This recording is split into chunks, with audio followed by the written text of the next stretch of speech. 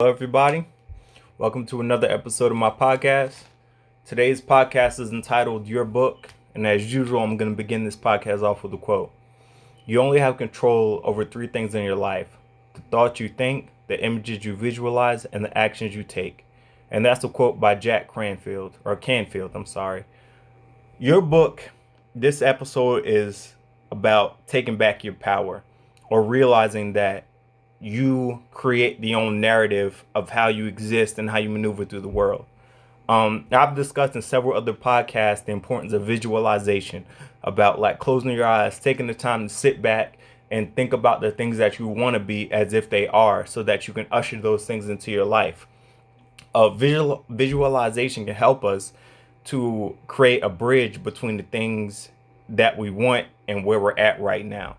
Visualization is that bridge we use to get from where we are to where we want to be. Keeping with that line of thought, a type of visualization that we can all do, no matter what our visions, our goals, our dreams are for our life, is to realize that our life is a book and we're in charge of creating that story. First and foremost, you need to be the hero of your own story. This is your book. This isn't nobody else's book. You're not a character in this book. You're the main character. You know what I'm saying? When I say you're not a character, I don't mean like you're a side character or you're a character that's placed in this book just to fulfill a role.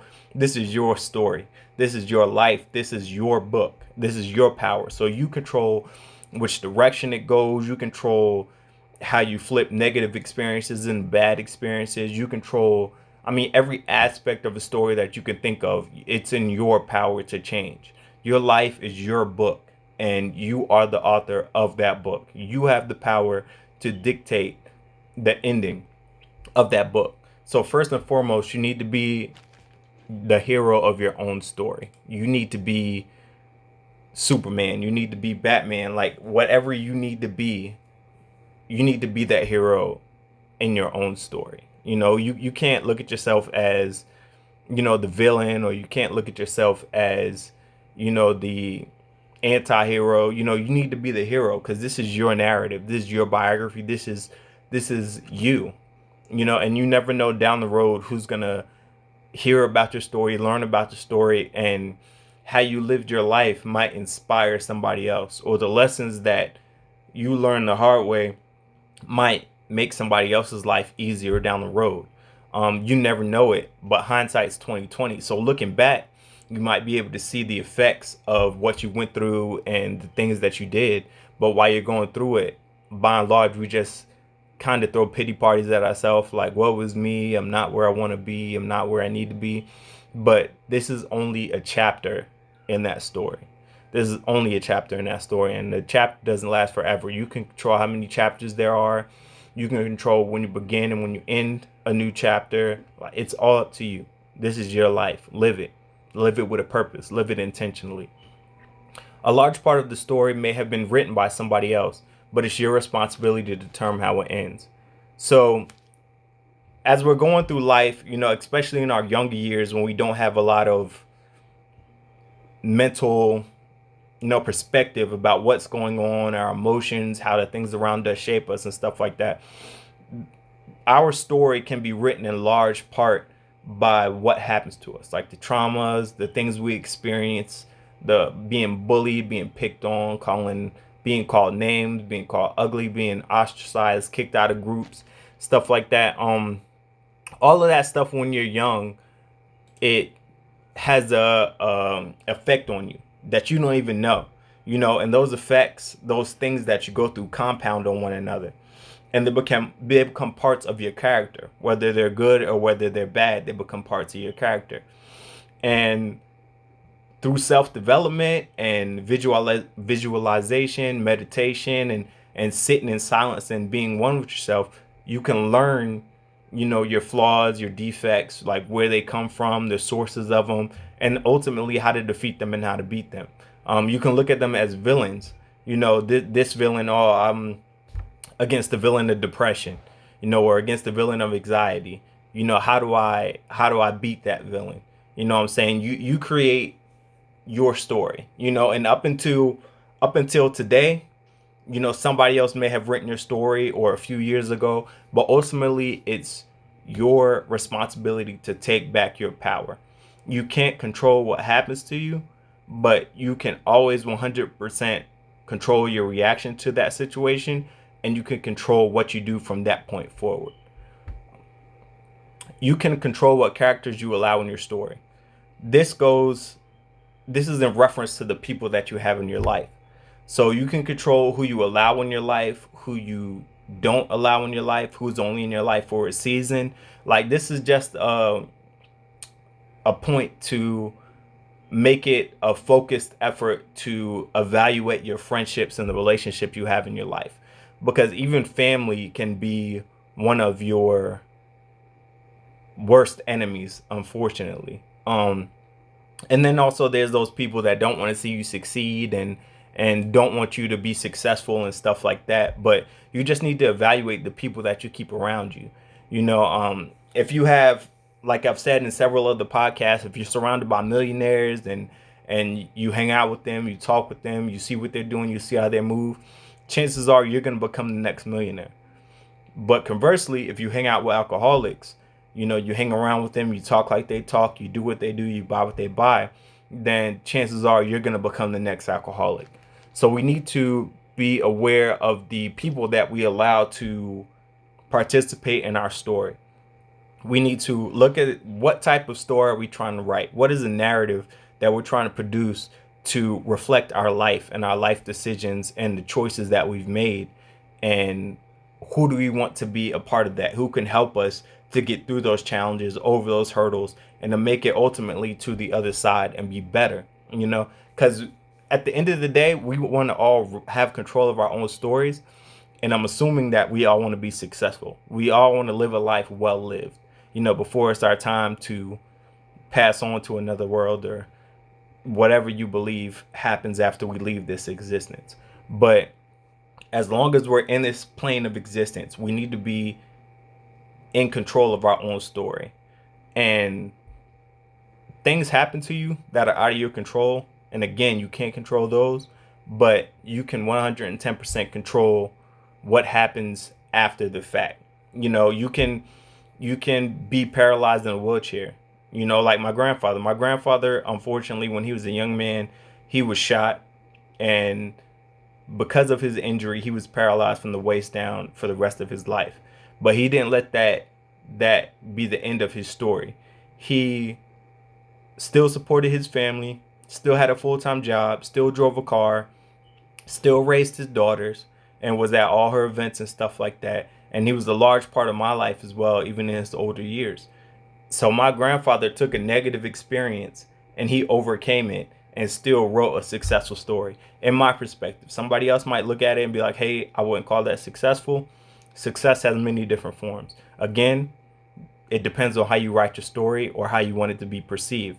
But we just have to take, again, perception is reality. We have to take our perception of negative incidents in our life and flip them to reflect a positive outcome and to use it as something we can use to springboard us forward and to create momentum. Don't let anyone else hold the pen in your story.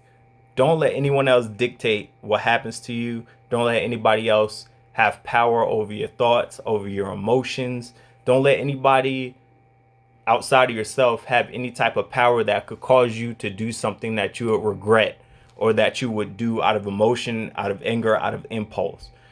Have the pen in your hand and keep it in your hand. Control your power. You are the author of your own story, nobody else. You need to be in control of that pen 110% of the time.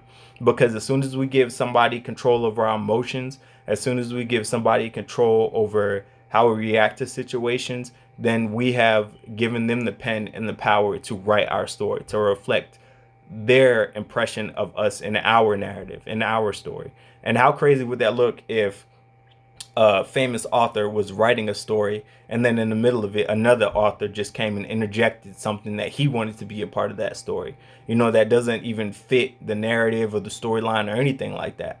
That's what happens in effect when we let other people come into our lives that don't have the same mission, mindset, or agenda we have, and give them the power to reflect how we act and the decisions and choices that we make. I know that I've discussed before the simple formula: thoughts lead to feelings, which lead to actions, which lead to results.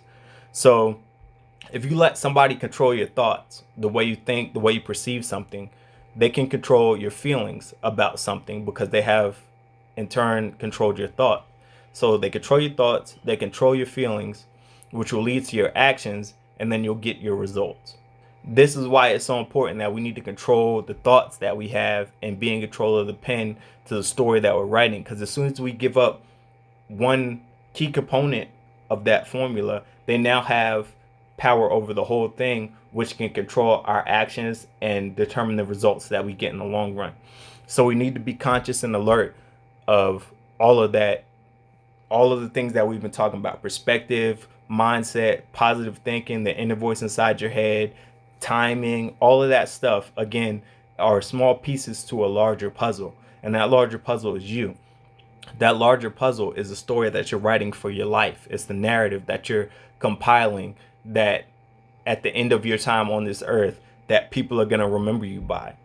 Either you're going to be a victor or a victim. And that's still yet to be determined, because as long as you have breath in your lungs, you still have a chance to change the story. It's never over until it's over. Until you're 6 feet under and there's dirt on top of you, you still have life and air in your lungs, and you're still going to be able to change the story to reflect the life that you want to live. All it takes is that first step. The journey of 1,000 miles begins with one step. Just take that first step. And that first step is self-improvement: reading, meditating, discovering who you are, going to see a therapist, combating the demons that you have deep inside of you, your insecurities, your depression, your anxiety, and do the things that are hard and necessary for you to become who you need to become. Look at everything and your story as a battle. Chapter 1, you face the traumas of your childhood. Chapter 2, you face anxiety. Chapter 3, you battle depression. And then after you go through all these different chapters, eventually chapter 5, chapter 6, chapter 7, now you're doing other things to build. You rebuild yourself, and you're remaking yourself into the new individual that you know and to think that you deserve to be. Chapter 8, you're establishing a family and teaching your children the right way to grow. Chapter 9, you're successful in business and your business is growing. You've now turned your life around, and you're no longer living under the generational curses of your family because they've made the same bad decisions generation after generation, because their thoughts haven't changed. They've let somebody else control their thoughts. So again, the power of having your own pen and being in control of your own story is extremely important. And I know I say that about everything, but again, all of these pieces are integral to the whole puzzle, and you need each piece to complete the whole puzzle. Don't compare your story to someone else's. You are unique. Your experience through life is unique. Now, you may have similar experiences as other people, but by and large, you are a unique individual. There's skills, there's talents, there's a mission, there's an objective. All of these things, strengths that you possess that other people don't possess. The simple fact that you survived the whole process of creation, like how many of thousands of cells you had to beat out, or millions of cells you had to beat out to become the person that you are, is the first success that you've had in life, or the first miracle of life. Then you're born, because pregnancy isn't any small feat. You think it's easy or simple when you don't have children, but when you actually go through the process, you understand that pregnancy sometimes isn't as easy as TV or people portray it to be. So you made it to the point of creation. You made it to be born in this world. You've grown up and lived to the point that you've lived. So, your life has been successful up to this point. You just have to put things in perspective. Now, you may have had some failures or downfalls along the way, but again, you have to rewrite that narrative. They're failures, but every failure has a success to it.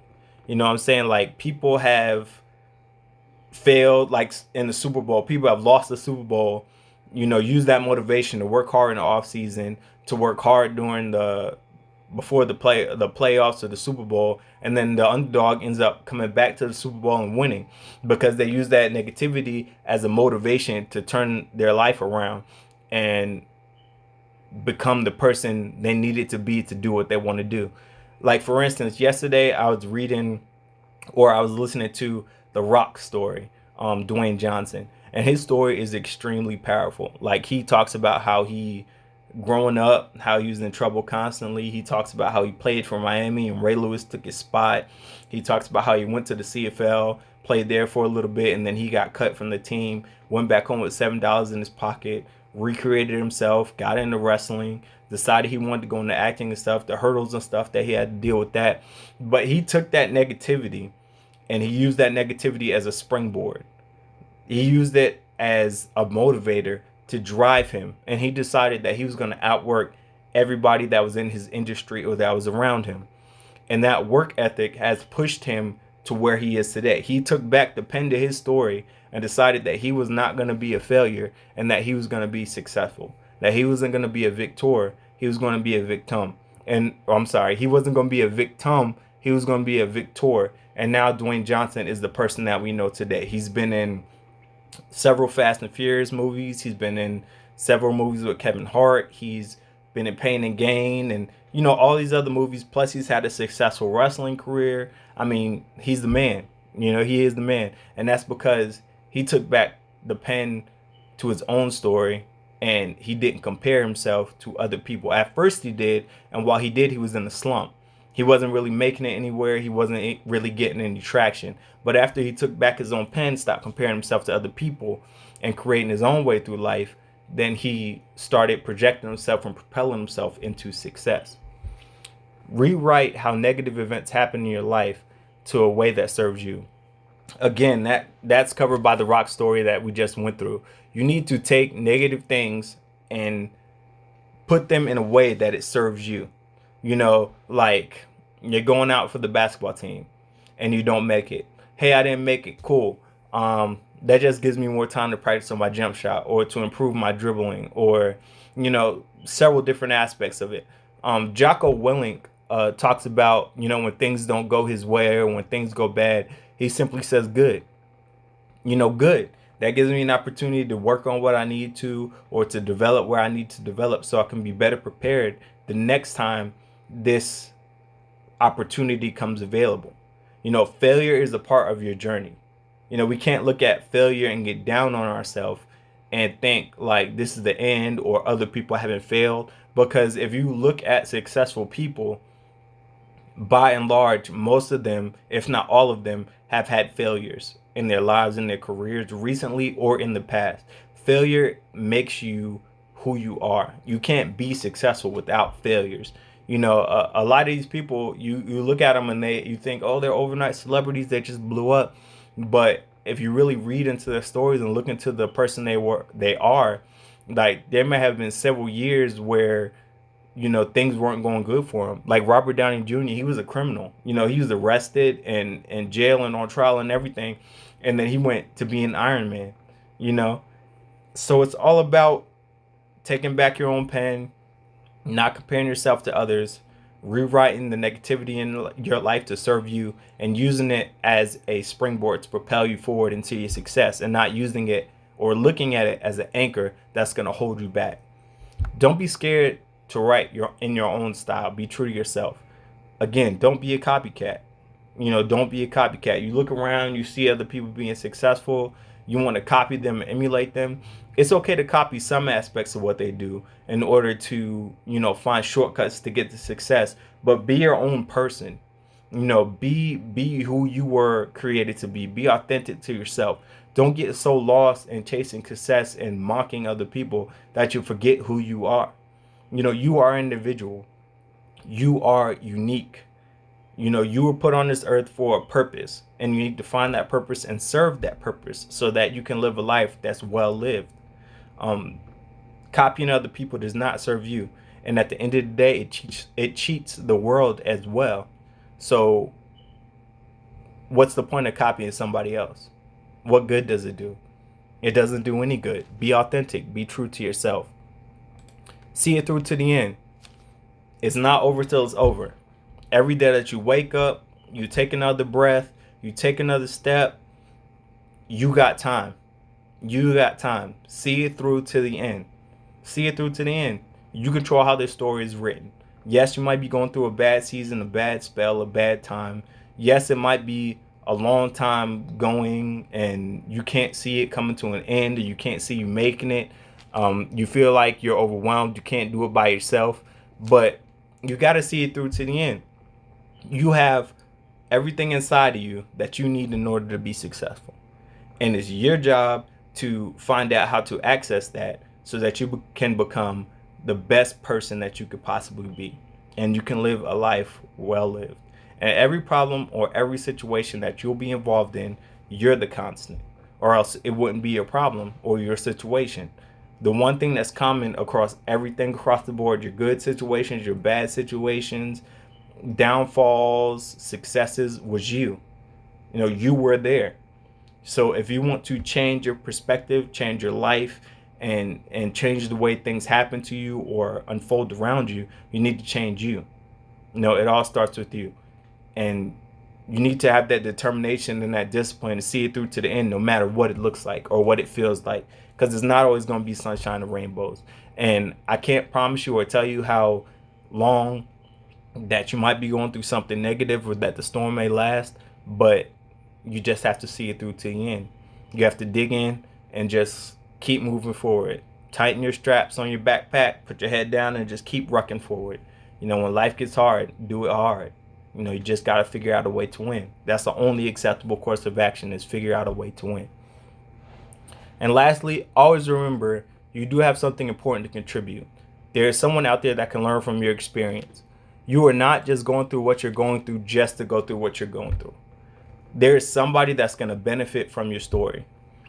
I benefited a exponential amount from my grandfather's story. My grandfather's story is an awesome one, I feel, and I have benefited from him being in my life, from seeing him as a person after he's been shot deal with the negativity, and it's inspired me to go through some tough things in life and see it through to the end, because I always felt like, hey, if my grandfather could make it through life after being paralyzed, why am I complaining? I have the ability to run 2 miles. Why am I complaining because it hurts? I'm sure my grandfather would be too excited, too thrilled to be able to get up and walk, no less run 2 miles. Again, you see, that's all about perspective. You got to put things in perspective. And, you got to think about something bigger than yourself. That's why it's so important to have a why, because sometimes you get clouded in your thinking and you get so caught up or dug down in the pain that you forget that there's a reason outside of yourself that you're doing this for, and that you need to get through it for that reason. That's why it's so important to have your why, because when you have that why, that'll get you through the hardships and help you to see it through and help you to complete that story. So we are the authors and the editors of our own story. Don't let anybody else have that pen. You are special, your life matters, your journey matters, and you do have something to contribute to this world.